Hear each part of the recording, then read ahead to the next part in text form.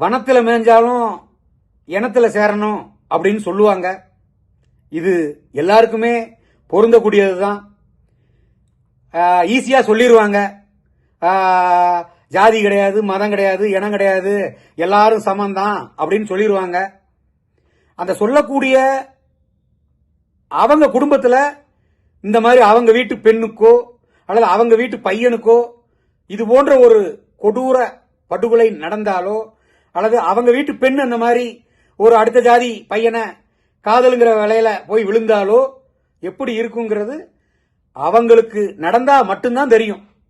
சுர்ஜித் தன்னோட ஜாதி பெருமையோட இதுல இந்த கொடூர படுகொலையை நிகழ்த்தினதுனால தன்னோட குடும்பம் கௌரவமா வாழணும், நம்ம சமூகமும் சரி, நம்ம உறவுக்காரங்களும் சரி, நம்ம குடும்பத்து பெண்ணு வேற ஒரு சமூகத்து பையனை ஒரு காதலிச்சு ஓடி போய் கல்யாணம் முடிச்சிட்டா அல்லது திருமணத்தை முடிச்சு வச்சாலும் அது ஒரு கேலி கூத்தாயிருங்கிற ஒரு எண்ணத்துல இந்த கொடூர படுகொலையை பண்ணிட்டாரு.